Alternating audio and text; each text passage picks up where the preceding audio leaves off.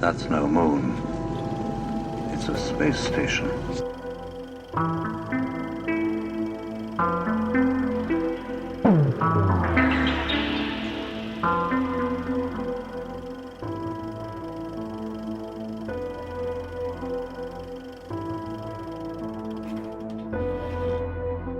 Hey guys, welcome back to the show. Just a quick reminder that Aaron and I will be speaking at the Mind Nexus Live Conference next month, September 26th through the 27th in Tucson, Arizona.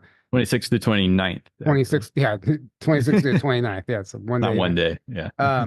But they just finally released day passes. Now you can buy day passes if you can't make it for the entire thing. A day pass is $149.99, and that link is below in the description, along with our promo codes. Either Aaron and I each have our own codes, discount codes, where you can save $50 on your 4-day pass or 3-day pass. And just take advantage of that, guys. We're really trying to, make this event happen and pull in some last minute ticket sales. So we would love to see you there and take advantage of those discount codes. So today we are joined by Patrick Riley. Patrick is a retired 16-year combat veteran from the U.S. Army, where he led extensive medical and psychological operations, among many other things. And we'll let him actually do a better job of introducing himself. But I saw his interview with Carrie Cassidy on Project Camelot pertaining to the secret space program and his knowledge of what he's seen by bumping shoulders with some of these intelligence agencies and talking to people in the know, essentially, about where these programs lie within the government. And I found it fascinating. He has a level-headed approach, and it's important, I think, to bring in people that aren't claiming to have been a part of the programs, but claiming to have knowledge of the programs and have military credentials. So I think that's important. And without saying too much, I'm going to go ahead and turn it over to you, Patrick, and let you introduce yourself a little better than I did, because, you're an inventor of many technologies and over Unity designs and things of that nature. So welcome to the show. Well, thank you, Tyler, and thank you, Aaron. It's a pleasure to be here.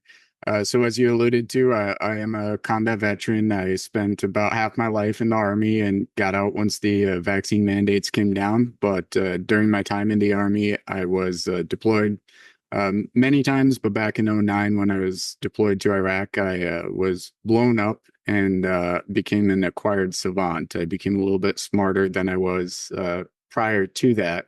And once that happened, I started inventing and I started understanding and seeing systems. So initially I started with redesigning motors because I came back from Iraq and I started building cars from the ground up, from frame up really. And it was something I was never taught. It was something I intrinsically understood because I could see systems as they were meant to function. And I knew when something was out of place. I knew when something was broken or something needed to be added. It was as if the knowledge was there without me having to ask for it. And as I went on from working on motors and whatnot, I started to ask some pretty simple questions about how I could do it better. And I definitely arrived at those answers and would end up inventing a over Unity device. And I've got a couple other designs, about 30 or so inventions I've worked on. And during my time in the Army, I continued on as a combat medic. I earned my master's in forensic psychology and a MBA, and I eventually ended up in PsyOps and civil affairs, deploying all over Southeast Asia for about the last 5 years of my career until I finally got out. And as I knew I was getting out, I launched a few businesses on the XRP ledger. So I've got 7 different companies and tokens that are hosting financial services, very similar to what everyone wants from the QFS, is what we're providing on the XRP ledger. Yeah, that's great. And it's amazing. And I guess let's talk about your inventions just for a second, because something you mentioned on the interviews with Carrie Cassidy is why you decided not to go through with patenting your designs and why that's so crucial. I mean, we kind of understand, but you kind of did your homework, right? And you did some investigations into what could actually happen if you tried to patent these new free energy technologies. Yeah, so this has been a crux of our society for the last 150 years, but essentially the the inventions that are disruptive are always going to be crushed by the establishment, not just, Yeah. government, but big money and corporations in general, because disruption is not good for their bottom line. But the 1951 Patent Secrecy Act provided the government the means to go in and slap any patent application with a National Defense Authorization Act order saying that it is a threat to national security. And effectively, you are then put under an espionage charge if you are talking about your own intellectual property, your own ideas publicly, or sharing them. So by applying for a patent, you're asking for the government's permission. In my situation, I have no interest in asking the government's permission. I worked for them long enough, and I know that they are failing the American people in far too many ways. So instead of patenting it, and instead of trying to profit from it, what I did was I minted it to about a dozen different blockchains as NFTs. So those NFTs are accessible and viewable by anybody that wants to go and look at the open ledgers of the blockchains. And those NFTs represent the designs and some of the detail of what you would need to produce my designs. And I hope that people will produce them. I hope that they'll use them to power their homes, power their cars, mine Bitcoin, whatever it is that makes them happy. But I'm putting it out there, and it is very disruptive. And all you've got to do is build it. And explain why that's the better option, because I guess it can't be taken down essentially unless the entire system crashes. Is that the way I understand it? That's correct. So the government or the powers that be would have to take down the entire Bitcoin network, the entire Ethereum network, Solana, Avalanche, Hedera, XRP Ledger, and I'm forgetting the rest of them right now. But there's multiple blockchain ledgers they would have to completely disembowel in order to take those NFTs out of circulation. Right. Thank you for sharing that. So your time spent with the military, for one, you mentioned being involved with psychological operations and civil affairs. And so that's interesting in itself. And I have a lot of questions in that arena. But I guess with your involvement, you talked about being overseas a lot and being consistently accused of being CIA, bumping shoulders with the intelligence agencies. So along your journey, meeting these people who had inside knowledge, how did you start discovering that there was a secret program or programs that existed within the government? Well, so the first thing that really popped out at me was the amount of money that we were spending for specific influences, and that money was often being channeled through NGOs or non-governmental organizations. And so that was a rather blatant sign that the money coming from these NGOs was actually being managed by intelligence agencies, whether that was CIA or some other three-letter alphabet soup agency, didn't really matter. But the finances themselves started to speak to me, if you will, in the way that I was seeing the system. And as I followed the money, it was very obvious that most of the funding going towards things that we would consider under the purview of the SSP was actually under the umbrella of the IDA and federally funded research and development companies. So there was at least a dozen different companies and corporations that were completely private, from Renaissance Technologies down to Rand Corporation and the MIT Advanced Technology Labs working with DARPA and things of that nature, that it was very obvious to me that was where advanced technology was being developed outside of the legitimate chain of command from what we would perceive as civilians to be the legitimate chain of command. Yeah, and you mentioned that the aerospace industry and the government of, the Congress and all that would be the misdirect.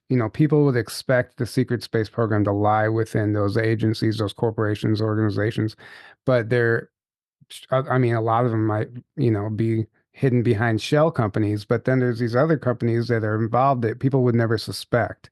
And I think that's what's important to focus on is, where this money's going and how it's being funneled. Yeah, so a large majority of the funding is produced for the black budget through the drug trade, and the CIA through Project Gladio washing their money through the Vatican and the mafia, through Southeast Asia and heroin and opium trades. That entire business, there is no cartel or gang that is organized. There's no organized criminal enterprise on this planet that is not working for or under some type of intelligence agency, whether that's a westernized US or the Mossad or Beijing or some other. They are all within that structure, and all of those illegal activities are funding what we would call the SSP, and that money is floating up into these corporations, which are not receiving it necessarily through the NSF or National Science Foundation, not receiving it through official channels, but receiving it through back channels. Mm-hmm. Yeah. So I guess through your research in your research and development of these technologies, I mean, a lot of the stuff that we're dealing with now that people like you are inventing seems to have already been invented years ago, decades ago, by the shadow government, you could call them, and has existed for a very long time on this planet, and dating back maybe even potentially to the late 1800s, early 1900s. And I was just curious if you could share any knowledge that you had surrounding that. Yeah, certainly. So I definitely agree that most of this has been around probably greater than 100 years. Of course, we all know about Nikola Tesla and his many different designs that were confiscated and hidden from the public. His earthquake machine back in 1896 is seemingly actively in use these days. But from what I developed, and I would say that I'm capable, I'm generally intelligent, but knowing what I can do at my level with my limited resources gives me a great insight into what the government would have been able to do 100 years ago, which should have been greater than what I'm capable of now and today. And most people don't really have a conceptual understanding of how far removed a breakaway civilization could be. I'm not saying that I know that it is, but the simple opportunity for it to be there. So if we were to look at things like the nuclear bomb, the atom bomb, which was developed in the 1930s, while people were still using horse and buggy and still listening to AM radio, and they had little 9-inch no volume, no color TVs if they were rich. And that was the time period where we developed the atomic bomb. And by the 1960s, by late 1960s, we had the SR-71 Blackbird and its sister plane, the XR-71, which was the space-based equivalent of the SR-71 Blackbird. Moving into the late 80s, where we had the Apollo missions, but we were in the height of the Cold War, which was, of course, largely faked to bring in additional funding. And in the height of that Cold War, where we were supposedly under a nuclear threat, including a nuclear threat from space, we allegedly canceled and defunded our space program. Of course, then rolling out another 5 or 6 years till the fall of the Soviet Union. So the idea that we would have canceled or done such a thing at such a heightened time in history for the advancement of technology, especially space-based technology, is a little bit corny and ridiculous. So it's very easy for me to see where we should be much, much farther ahead than we are. Yeah, absolutely.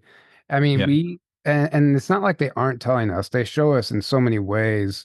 I mean, you could just pick up like a popular mechanics magazine or a popular science magazine, and over the years, they kind of roll out these technologies and show you, but then you never see it. It never manifests into anything publicly.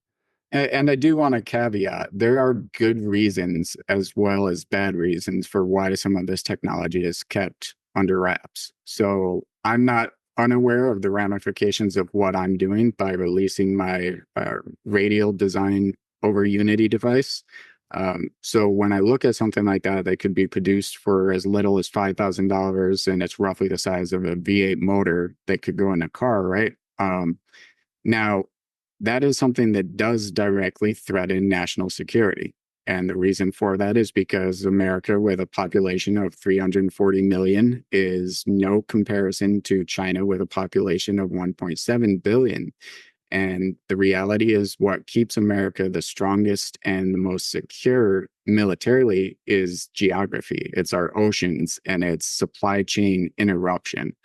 So logistics is the only reason that we have not been invaded as a nation, because the logistical challenges of transporting an entire invasion force over the Atlantic or over the Pacific from any other nation is untenable currently. When you throw in something like a free energy device that can replace a standard motor and you throw it into a amphibious tank, now you have China with the ability to raise an army of 100 million people and the ability to crank out enough steel to put them all in something that can cross the ocean with 2 weeks of supplies. And now you have a very valid, realistic threat of a great nation or great power struggle because of that disruptive technology. Whereas right now, the US maintains power essentially by our ability to cut off oil. Anytime there would be a world war, we would bomb the hell out of the Middle East. We'd blow up all the oil rigs and we'd set them on fire. And then we would dwindle the supply chains and the ability of our enemies, if you will, to project power.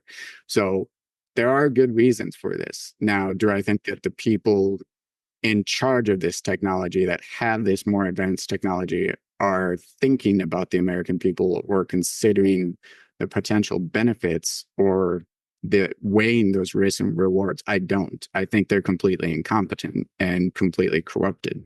Yeah, I would agree with that.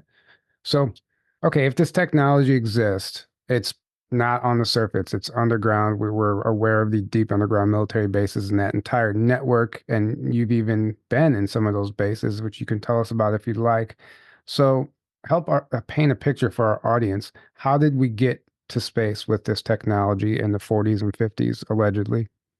So back in the 50s, when we had post-World War II, when we were starting to go against the Soviets, which was largely a reaction of the Soviet side to Operation Paperclip and the US going in and essentially rescuing, not capturing, high-level Nazi scientists, etc. And we brought them to the US. We gave them autonomy, authority, and no accountability.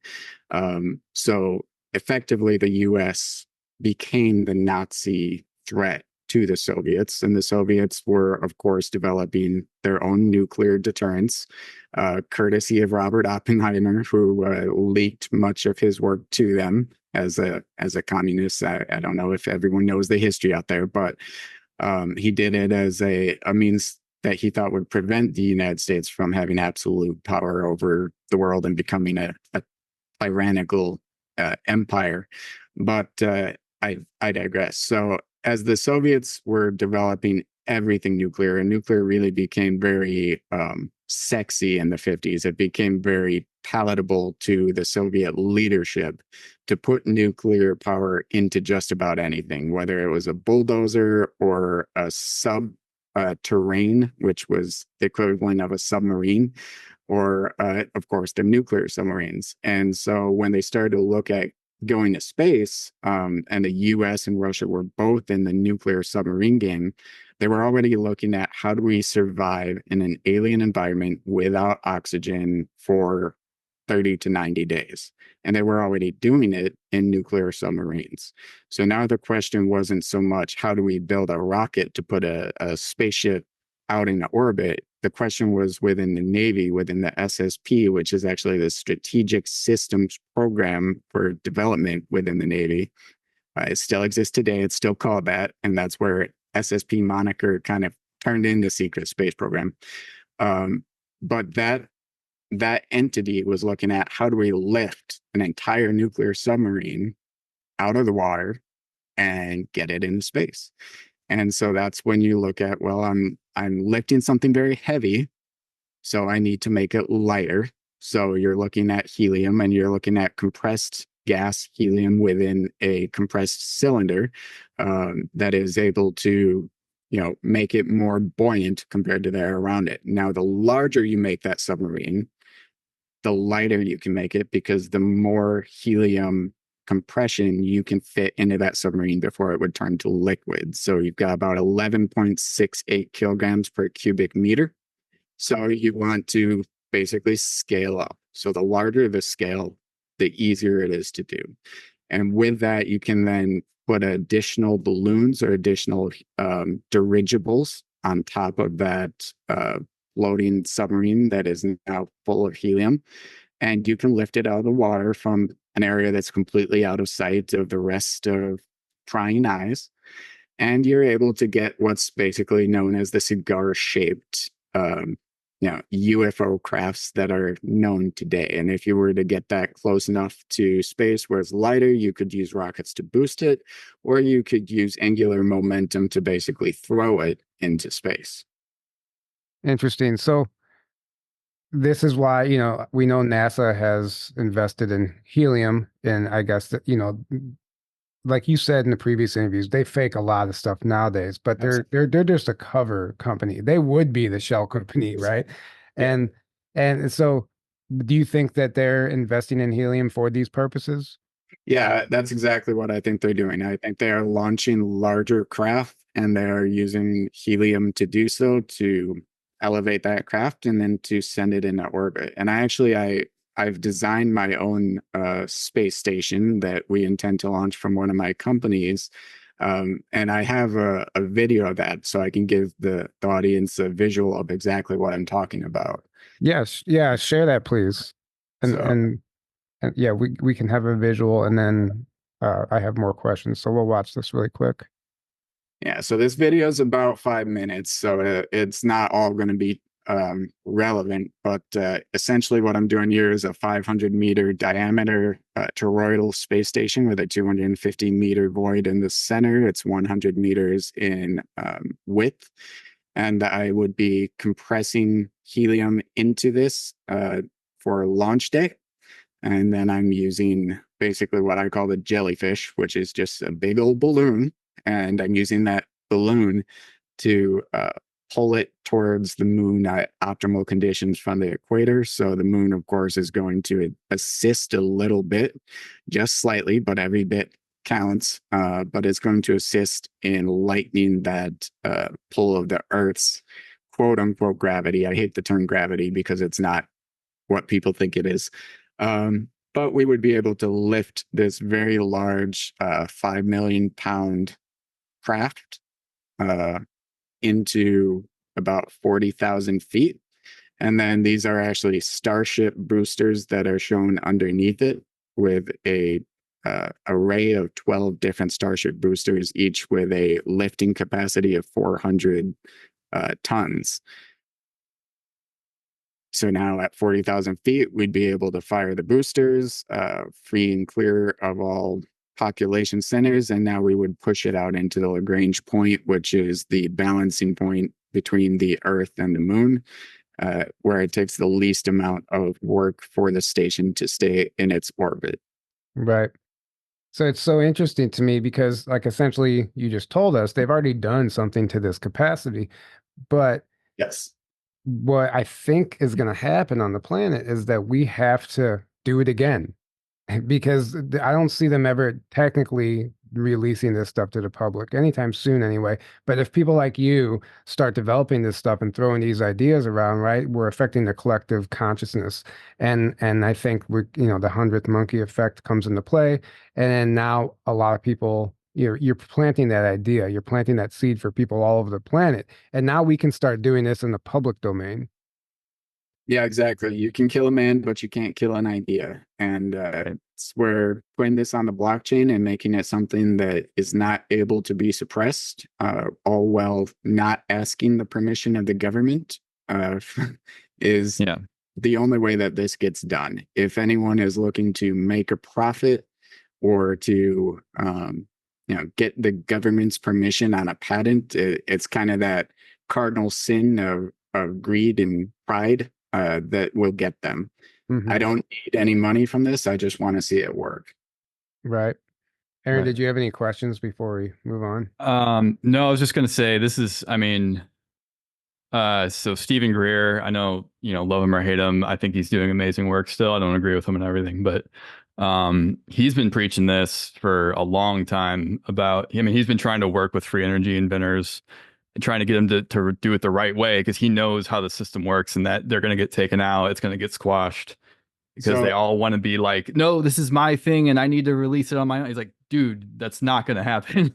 You Yeah, don't understand. Like, what you just said, release it on the blockchain, release it in a way that it's out there to everyone, and it can't be, you can't put the cat back in the bag at that point. And now it's just publicly available to everyone. Anyone can build it with, all the information of how to build it, create it. It's out there all at once. They can't do anything at that point, So that's the way to do if you're going to release this stuff. It's just a matter of figuring out how to do it correctly.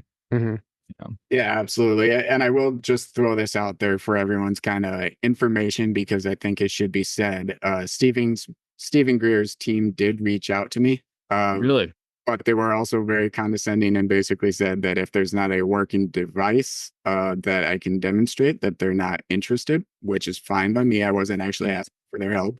But I would caution everybody that those individuals who are famous within this space, who are the people you think you're going to go to when you have the answers to get help, those are typically the gatekeepers. They're the honeypots that are going to trap you and prevent you from moving forward. Yep. So no disrespect to Stephen Greer. I didn't speak to him directly, just his team, but don't look for Stephen Greer's help. Right. Well, that's a great example of, like, he's saying all the right things, but then he's still being a gatekeeper, and Absolutely, like he's like playing both sides kind of thing, right? Mm-hmm. So it's like, listen to what he's saying, but don't go to him. Don't look to him as like a savior or exactly. Like you said, there's a reason why he's so popular and Right. he's doing fine, They 'cause keep he's probably certain people elevated for a reason. right. Okay, so going back to the underground bases, you talked about specifically being involved in training to fight subterranean warfare. I think it was back in like 2018 or somewhere around that time, whenever we were seeing the articles coming out about the military training soldiers to fight underground. Can you explain why we were doing that and what your involvement was? Yep. So there in 2018, the U.S. military, and this is, official public record, that about $500 million was spent training 34 out of 36 BCTs, or brigade combat teams, on underground military operations. Now, this wasn't necessarily saying that we were going for dumps. There's also, cave networks throughout, Israel, throughout the Middle East, throughout Iran. Iran is very big on what we would consider dumps, but they are essentially very well-built caves. But we're looking at how to fight in a constricted environment where oxygen and things like, gas or seaburn becomes a much larger threat within a confined environment. So we were training largely on how we would communicate. Of course, if you are underground and you're out of line of sight, you're probably not going to have radio communication. It's easy to get lost. It's easy to get smoked out and lose visual. It's easy to lose your ability to breathe, and it's easy to step into booby traps. So all of those things were basically the items that we were focusing on. So it was military operations in urban terrain, but underground. And that does very much change the tactics and the operations of any small unit or any large unit. Now, of course, I was doing this training as a medic and with some operators, and how we would operate from a 2-man to a 5-man team in an underground environment. And that's very different from what most of the BCTs and brigade combat teams would have been doing as far as large unit, large scale operations. And I did see some of these structures or some of these bases throughout my time in Southeast Asia.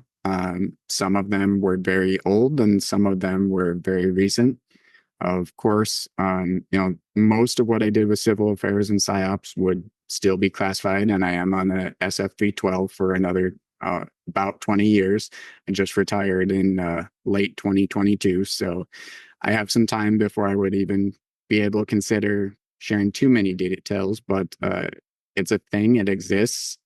Every nation has them. There's tens of thousands of them globally, and it is the future of warfare because, frankly, bunker busters and everything else makes everything on the surface nearly useless as far as defensive positions go.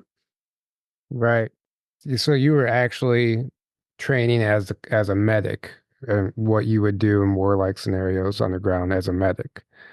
That's correct. So things like just adding wheels to a stretcher make a big difference in an underground environment. Right. Interesting. So whenever in your time in the military and, like I said, interacting with intelligence agencies, did you come across people that shared information with you pertaining to this subject, like specifically maybe about the secret space program or anything of that nature that we're just not supposed to know about? Did they talk about it openly, or was this something that was not really? There was times when I would catch the names of vessels or things that were in briefings that I wasn't necessarily read in on, but I was certainly aware that the Helencotter and the LeMay are specific vessels that are not within the ocean-based Navy of the United States, and I was very much aware that they were talking about things that were, to put a pun on it, above my head. So although I can certainly say these things were being discussed, I wasn't privy to the large majority of the information. Everything's compartmentalized and everything is on a need to know basis. I did have a situation in which I met with an individual in one of the Southeast Asian countries, and he wanted to whistleblow to me, and he brought out a shoebox to show me some pictures and what he had for evidence to basically blow the whistle.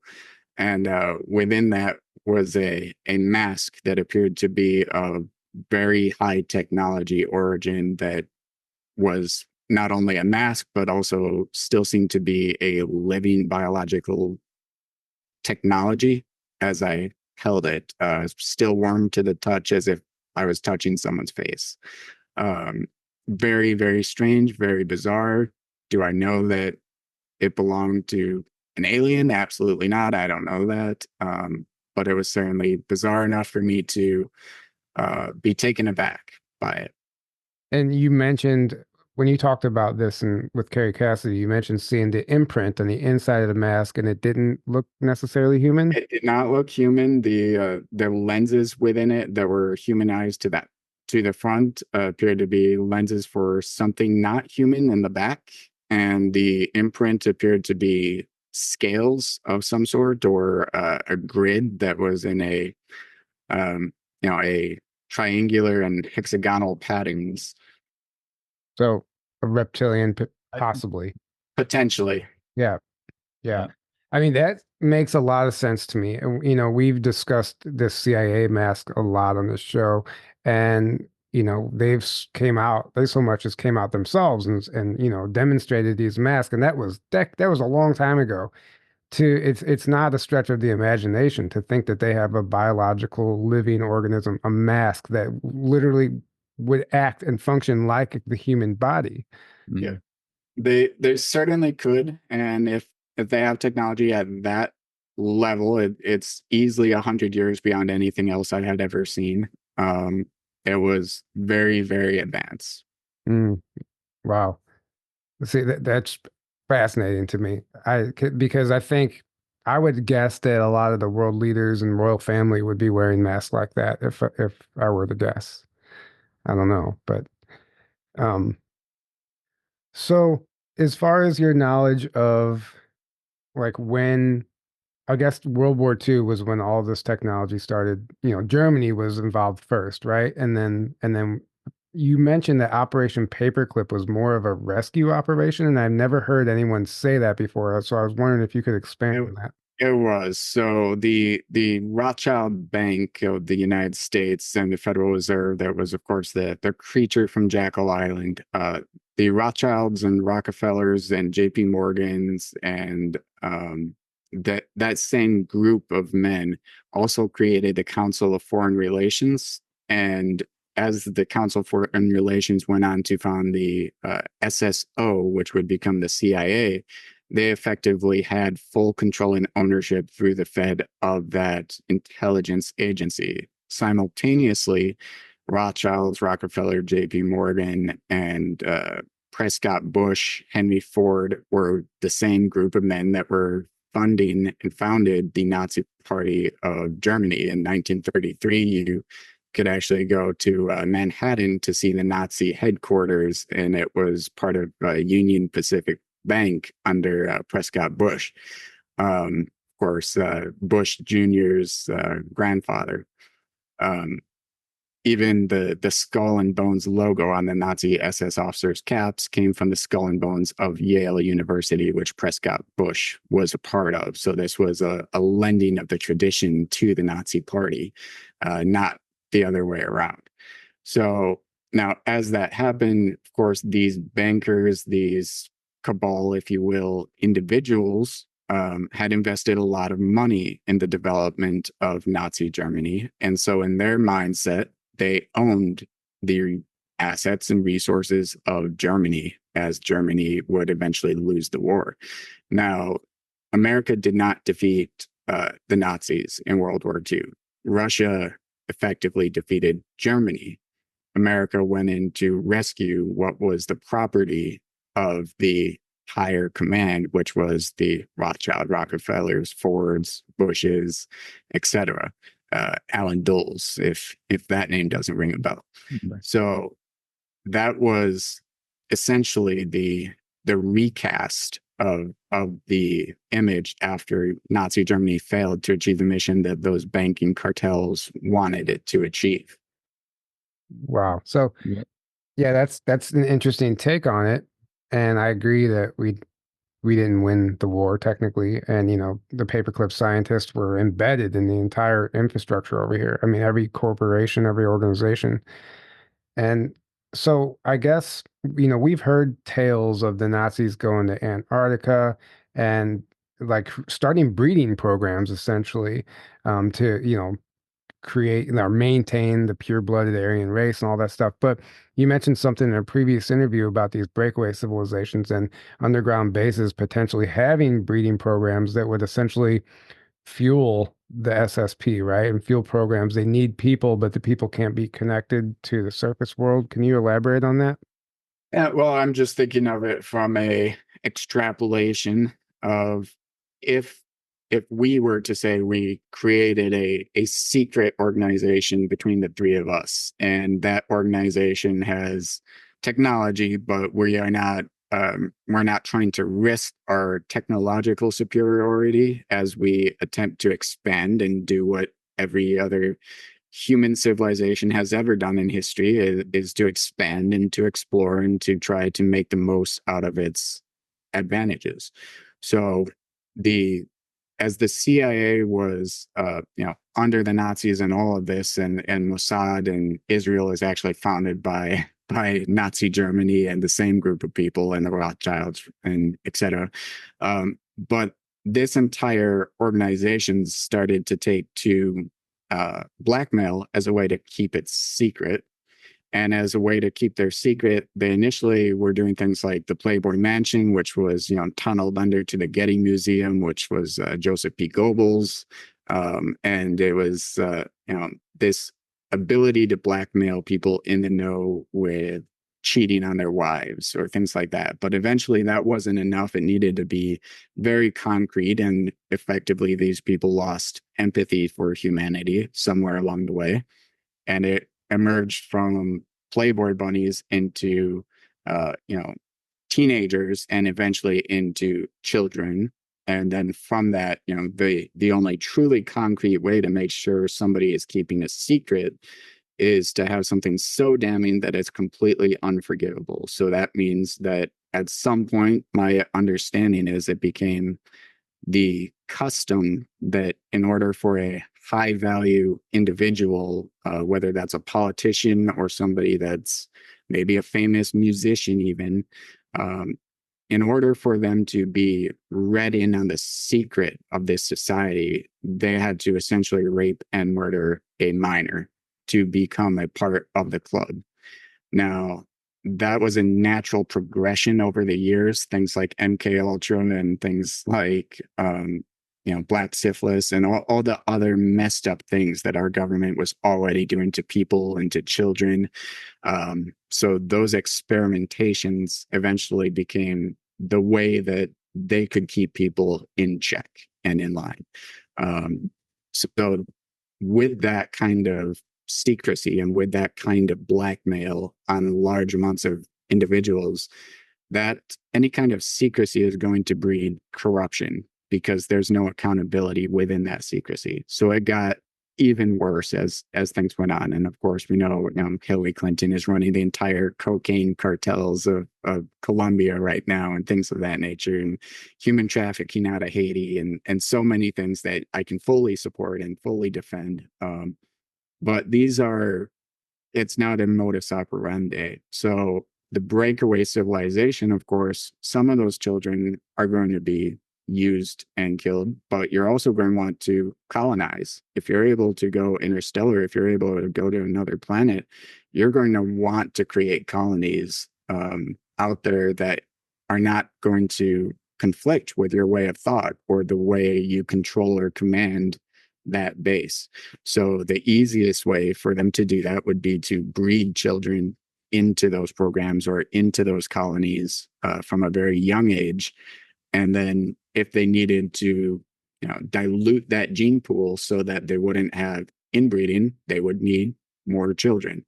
So I think that there's a case to be made that it's the natural evolution of what we can verify.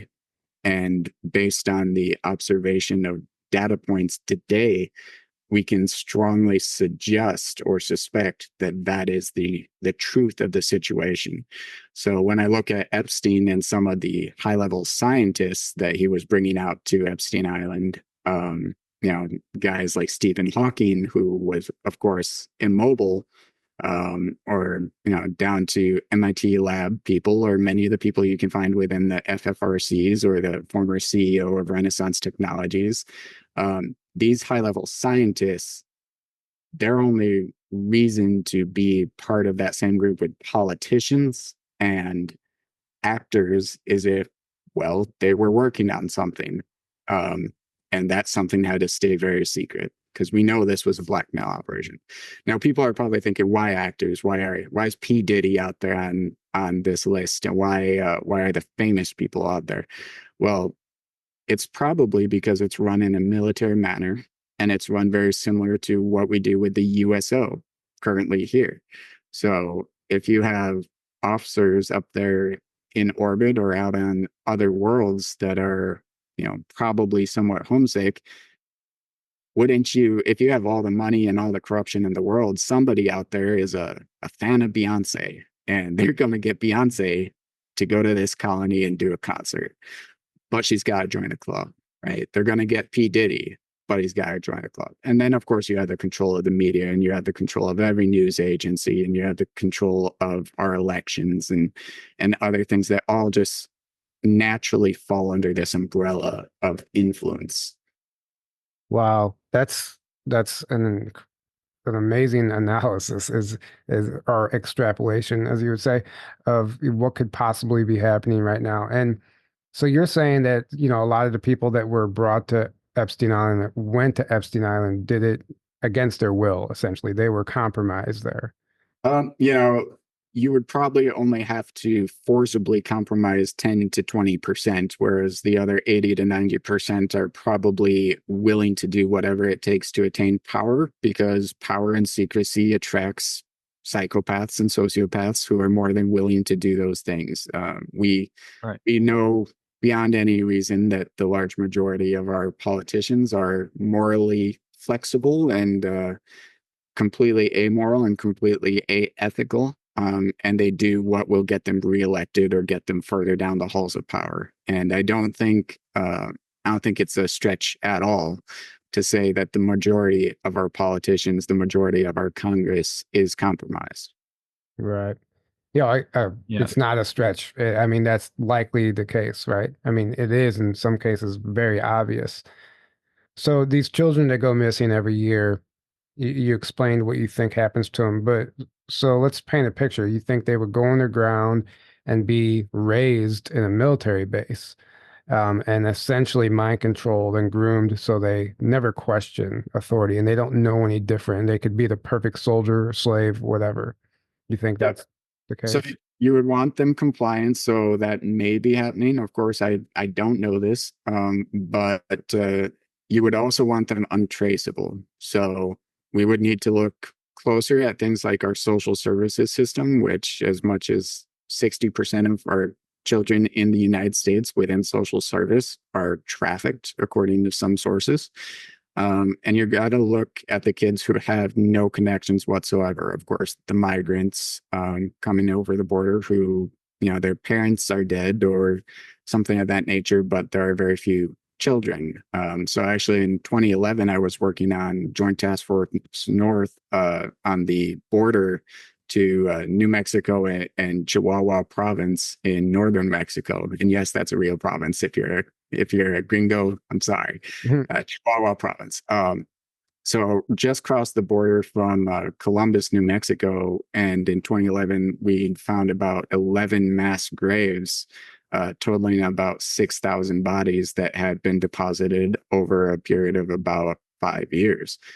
There are public sources on this. Y'all can go and look it up. And we ended up arresting the sheriff's department for assisting in guns and drugs trafficking. But the point I'm getting at is that those bodies were not only a few times the population of Palomas, the nearest town in Mexico, that had been killed within those mass graves, but they were also largely adults. There was very few teenagers that were within those remains. And that told me that it was very statistically unlikely that this number of adults had been killed, that very few of them would have had any children in tow or traveling with them that might have been killed as well. So it makes sense that the parents are killed and the children are then disappeared. Mm-hmm. I mean, it's horrible to think of that, but that's the reality of the situation. I mean, that needs to be discussed because, you know, a lot of people don't like when we talk about certain things because they think we're like, you know, bathing in those negative frequencies. But if people don't understand, they're going to be unknowingly, subconsciously complicit in this stuff by supporting certain companies and agendas unknowing and unbeknownst to them. So there's a big difference between shining the light on the darkness and bathing in the energy of the darkness and dwelling in that energy. It's not the same thing. right. Right. Absolutely. Absolutely. And that's what we try to do. We try to shine a light on it and then dwell in the energy of love and, you know, Right. truth. So let's talk about psychological operations and flat Earth. I mean, in a nutshell, I mean, I haven't heard you say anything about the planet being flat in any of this discussion of anything you've discovered, researched, experienced yourself, and you've been a part of the psychological operations, and you understand that it is very much warfare. Mhm. What do you think is going on with this flat Earth theory?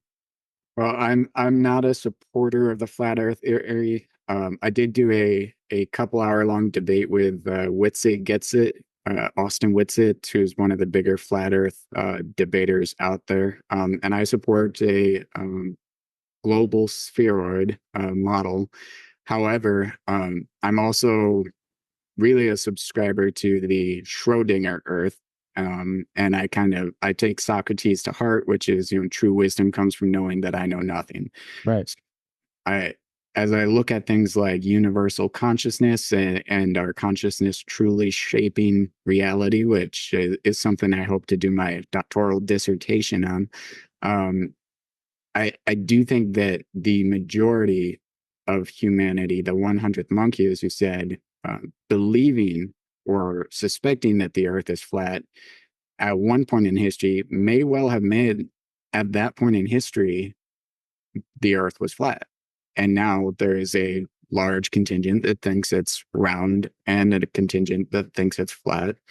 And by the string theory laws and by multiverse and quantum physics laws of Schrodinger, we would be able to say the Earth is both flat and round.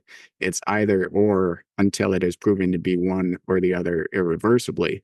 Right. Now, I don't think that NASA is a reliable source by any means. I don't think that Einstein is a reliable source by any means. He's a fraud for those who don't know.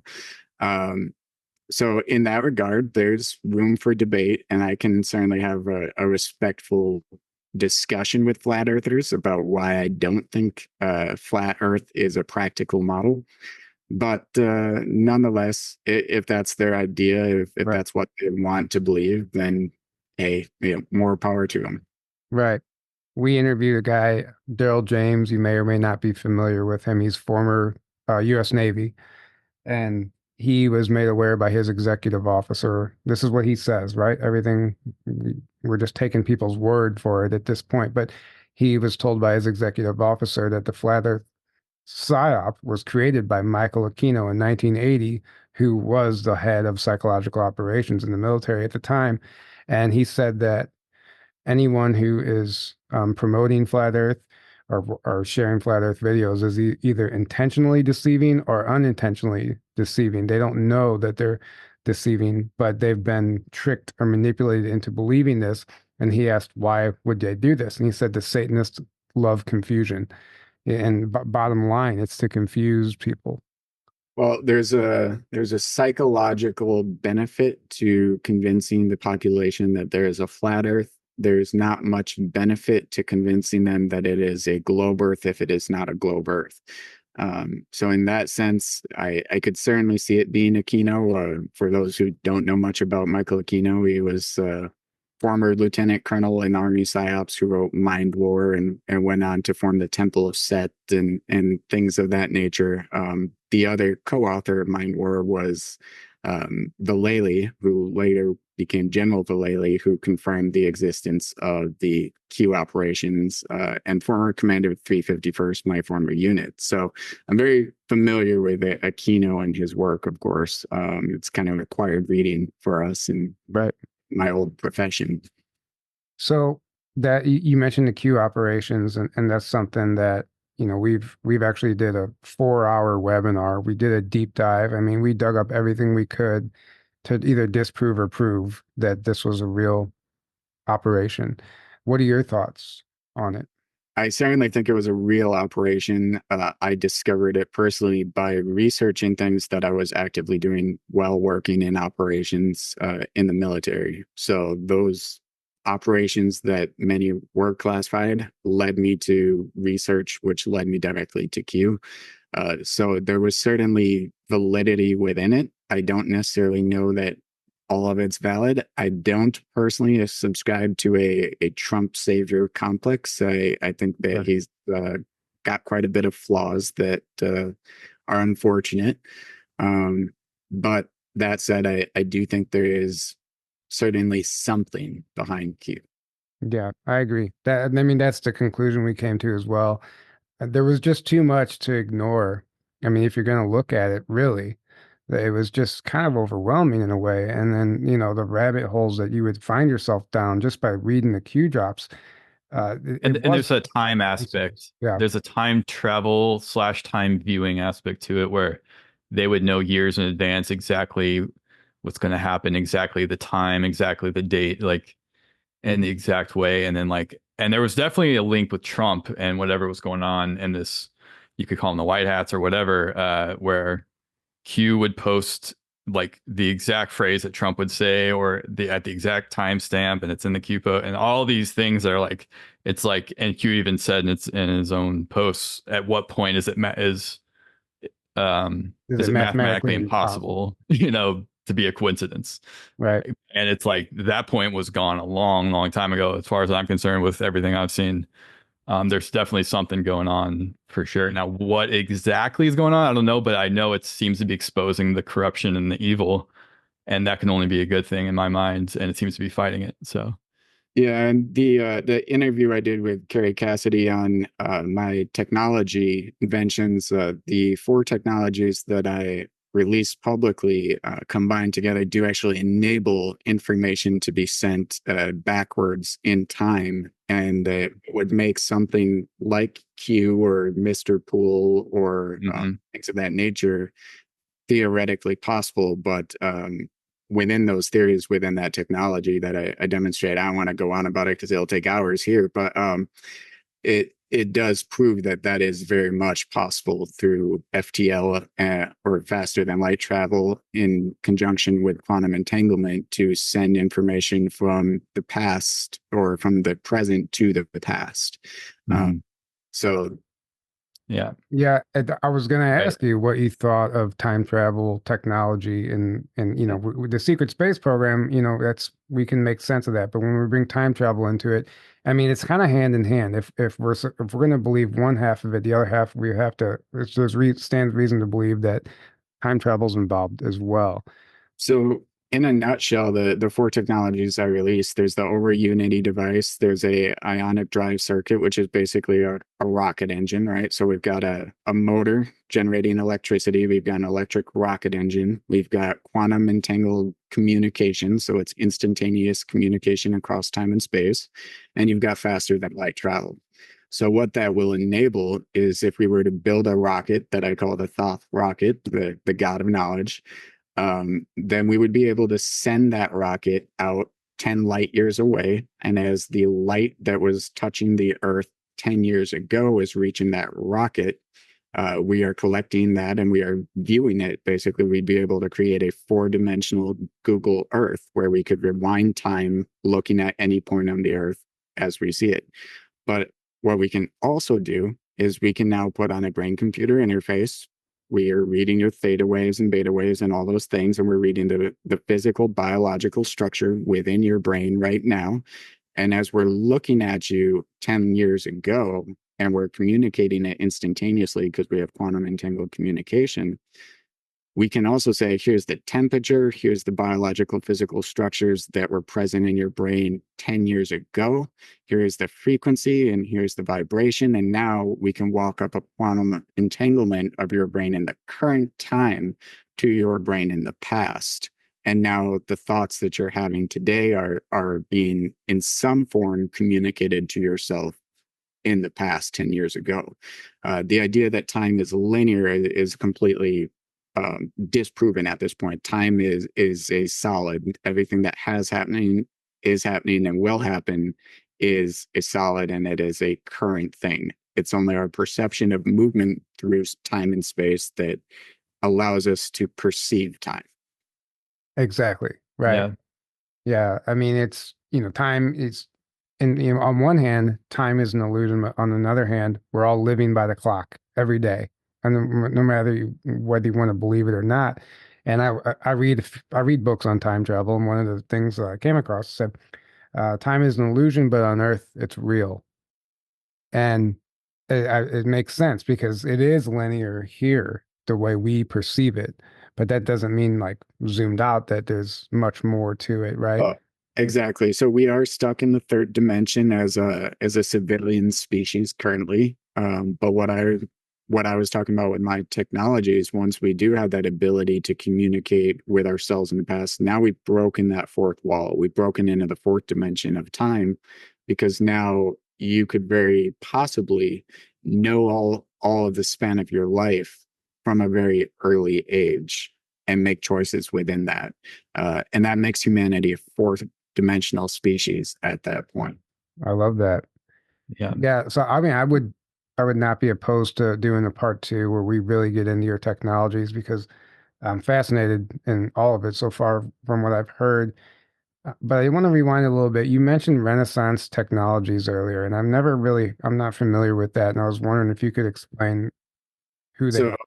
So there's only a few companies out there with financials that are so beyond the scale that they were completely unexplainable. Things like FTX or Enron, and Renaissance Technologies is right up there with those in that category.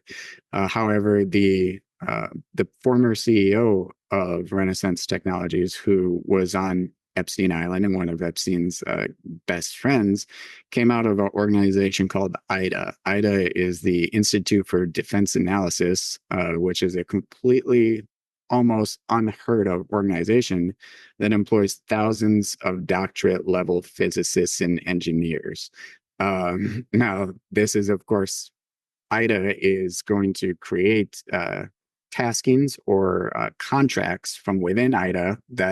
We're talking 1,000 different doctors creating requests for technologies to be developed and built that are then tasked out to FFRCs, or federally funded research companies. So, of course, that's from 1,000, and we imagine how many must be working on each of those requests, and how many requests are being put out by each of those scientists per year. We start to see a picture where, okay, well, here's a governmental organization that is completely unheard of, that is being funded almost completely off the books. All of its taskings go to civilian companies that nobody ever thinks about or knows of. And it's all tied into Epstein, but also we're looking at up to 100,000 different requests and contracts being made per year for technologies and advancements that we never hear about.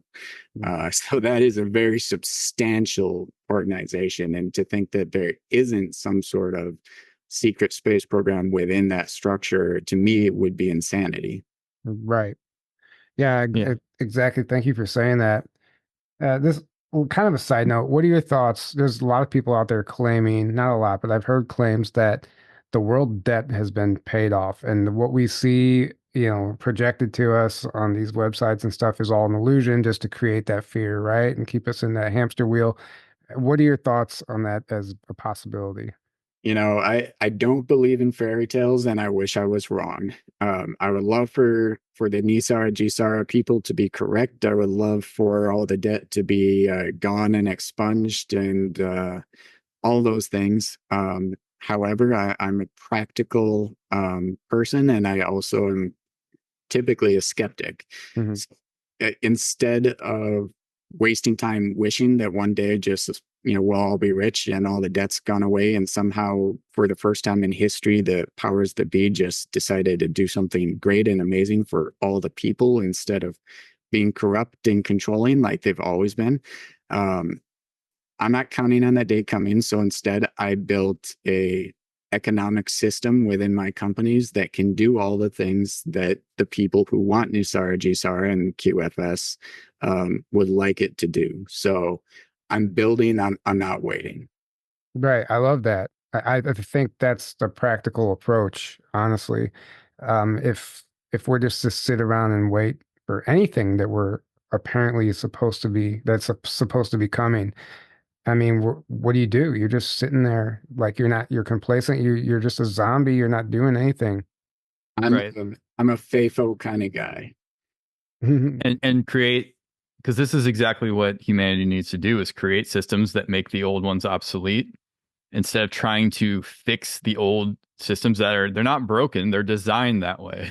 They're working exactly how they're designed. That's the misconception. I hear, oh, it's broken. No, it's working perfectly how it was designed, and that shows you the evil that's behind these systems and the real agendas going on. It's not really incompetence and ineptness. It's there might be a lot of that on more of the surface level, but really at the layers that are controlling things, it's designed perfectly as enslavement, and all the technology that should be used to benefit and free humanity is being used instead to enslave and harm humanity.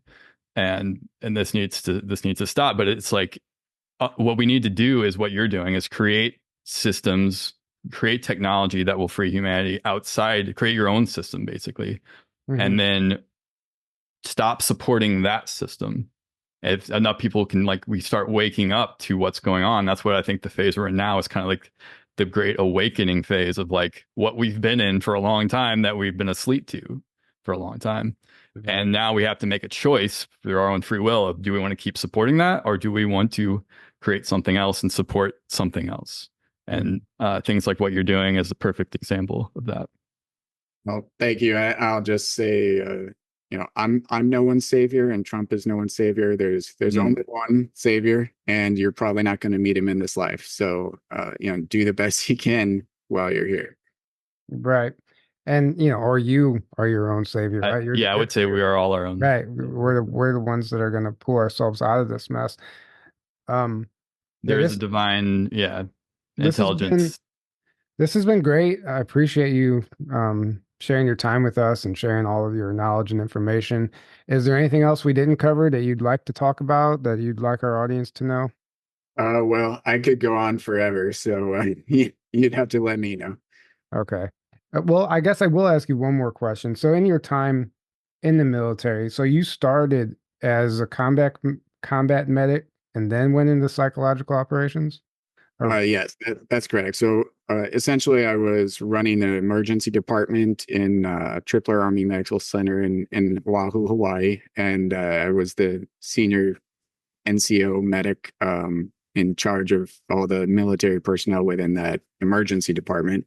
And an order came down saying that they needed a medic in a civil affairs assistance mission, and it had to be a E6 or above, and I was the only one that fit the bill. So I wasn't like I was specifically special or anything. It was just more circumstance. And then I started doing the missions, and they just kind of realized I was more capable than what they'd seen previously from other people attached to them and assigned to them, and they wanted to keep me. So that's just kind of how that went.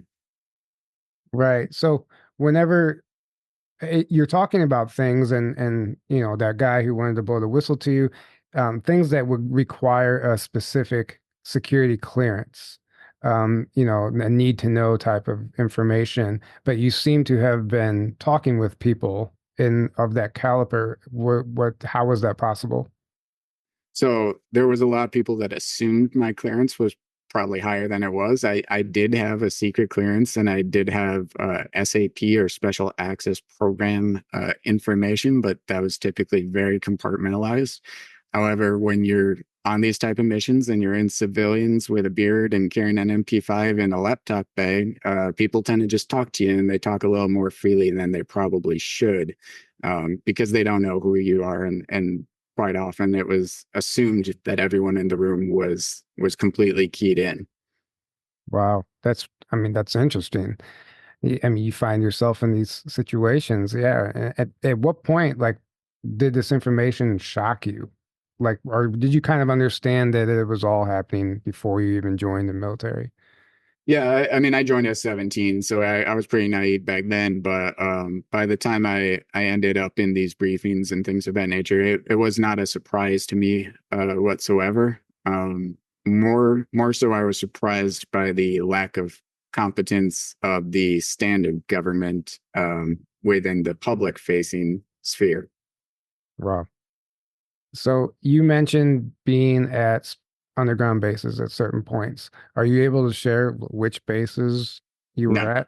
No, I can't share locations or which bases. I have been in quite a few, and for various different purposes.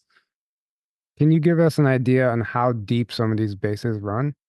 So typically 10 kilometers for a large complex or facility. 10 kilometers is basically the universally agreed upon safe zone of things will not reach you when nukes are going off over your head. If you are 10 kilometers under, some were more shallow than that. Some, just started at surface and progressed down. Right. Interesting. Yeah, I would imagine. I mean, I would imagine that they're probably even deeper than that in some cases. I'm sure there probably are. Of course, there's challenges at that kind of depth as far as heat and the mantle and things of that. The engineering challenges must be monumental, and I, of course, put some thought into that as well. And the only way that they're possibly building these is with nuclear boring machines or plasma boring machines. Right. So it's very impressive. I'll say that. So have you come across an ancient tunnel system that looked like it was built by a previous civilization? I have been in two that I would say were unlikely to have been built within the last millennium. Interesting. Yeah, I've heard people talk about that. Um, I mean, I don't know. I can just throw questions at you all night, but I guess we'll start wrapping this up. Thank you so much. Can you please let our audience know where they can find you? We'll share all your links in the description, but let our audience know for the listeners where they can find you and how they can follow your work. Yep. So the easiest place to find me is on Twitter at PLR_2024. I am shadow banned because Elon is he's not an honest man, but I'm on there, and you'll have to search me directly. Okay. And then you have a website, or do you have anything like that you'd like to? So I have about 5 different websites, all for my companies. They're not necessarily relevant to what I'm talking about here, but the other easier way to reach me is by email, patrick@reaper.financial. Great. Thank you. Well, like I said, this has been incredible. I mean, I love your approach on all this information. It's so refreshing to talk to somebody in your position instead of somebody claiming to have memories of these programs, which is nothing wrong with it, but we've done that. And I love that people are coming forward now and we're getting new intel, essentially. I mean, you know, we know about this stuff, but to actually hear it from the horse's mouth and people who have talked to people and know people from within these organizations and intelligence agencies, it changes the game. So thank you.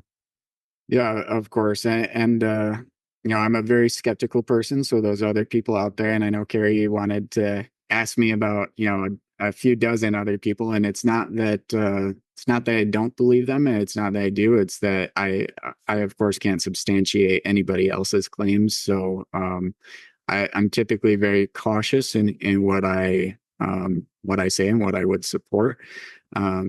But I do challenge the audience to think of it more from a practical possibility standpoint, and measure it as far as what was possible and when was it possible, and then drill down on the finances. And I think you'll find what most of your audience would probably looking for when they go looking for a secret space program. Right. I agree. Right. And for anyone who's you know, knows a lot of the UFO information, you know, about Roswell and all the crashes that have been found and all the reverse engineering of ET technology that's been done. It's kind of like, that's where it wasn't much of a leap for me when I discovered the secret space program, because I'd already researched all that information. I'm like, well, yeah, of course they have the technology to create space fleets and go, like, they've reverse engineered all this ET technology, or some of it that's been given to us, you know, maybe. And you know, the whole history of the Nazis and what they did with that, you know, and then we kind of like caught up to them. And frankly, and there's just so much going on in that realm. Of course, the SSP is real to me. It would be very sad if we'd spent trillions of dollars on a black budget and hadn't achieved interstellar travel. Right. I would say that would be very pathetic of the governments. That alone. Right. Exactly. So right. really quick, I did want to ask you this earlier and I forgot your thoughts on Gary McKinnon, the NASA hack, Gary McKinnon, and what he found. And one of the things that confused people was that there was names of vessels that seemed to match names of vessels that we had as far as aircraft carriers and Navy destroyers, and people had a problem with 2 ships being named the same thing. But I think you maybe explained that why this could be in the previous interview. It makes perfect sense to me, because if you create 2 and somebody comes later on and they say, "Oh, I was stationed on the Eisenhower," okay, that can mean 2 different things, right? So there's U.S. Naval vessels, and there's USSS, which is the United States spaceship, which sometimes share the same moniker. And that makes it a lot easier for the government to get away with things, a lot easier to hide it, but it also makes it a lot easier to cover it up and to cover the budgeting and the resupply. I'm sure if we look into the trillions of dollars the Pentagon loses every year, I'm sure quite a bit of it is probably the resupply of provisions to different naval vessels that probably are taking more than double what they actually need in terms of food and sustainment and logistics. So the truth is always in the fine print of the following the finances and breaking down the logistical elements of what's been happening. Right. So did you look into the Gary McKinnon hack? I have looked into the Gary McKinnon hack. As far as I can tell, it's completely legitimate. I have no reason to think otherwise. Right. I agree. Right. And if you listen to what he said he found, he's like, yeah, off-world fleets, And a cigar shape. cigar-shaped craft, like Right. they showed the craft, like he's seeing all this stuff that's pointing to breakaway off-world space fleets And that makes technology. perfect sense. Cigar-shaped craft as our designs would make perfect sense coming from a nuclear submarine fleet, but also you have angular momentum and gyroscopic instability. So essentially, if you think of a washing machine and you throw a pair of boots in it and it starts to shake, right? Right. Now imagine if you did that with a gyroscope, but instead of spinning around with a pair of boots, you make it so that there's a gyroscopic instability in a single direction. And now it's diametrically pulling that device, especially if you have a few of those gyroscopes rotating and then pulling in one direction. And now you would be able to steer something like a tube-shaped cigar. Right. So it's an ideal design. Wow. Interesting. There you go. Okay. Now I guess we're going to wrap it up. All right. Now we're going to. Right. Thank you for joining us. Thank you guys for tuning Yes. in. Thank you for all the support. Come hang out with us in Tucson, Arizona at the end of September. Tickets are available below in the description. Save $50 with either Aaron or I's discount code, and day passes are now available if you can't make it for the whole time. It's going to be a lot of fun. I've never been to Tucson, Arizona, but I've heard it's amazing out there. So I'm excited about that. And we can't do this without you. Thank you all for the love and support. Don't forget to sign up for our Patreon if you haven't. It's only $5 a month. A lot of bonus and exclusive content over there. And I guess that's it. Good night, everybody. We love you. And until next time, have a great evening.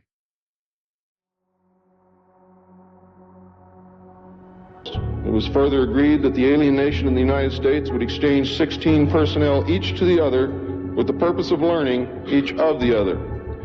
The alien guests would remain on Earth and the human guests would travel to the alien point of origin for a specified period of time, then return. Well, what shocked me was how they selected the astronauts. But they went out and found people within the military that were orphans and didn't have any family members and weren't married.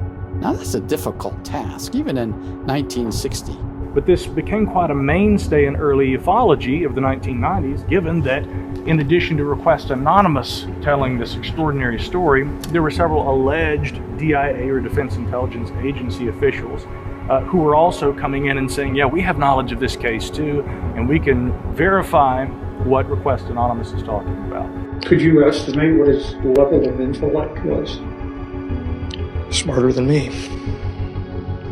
He was smarter than me by a long range.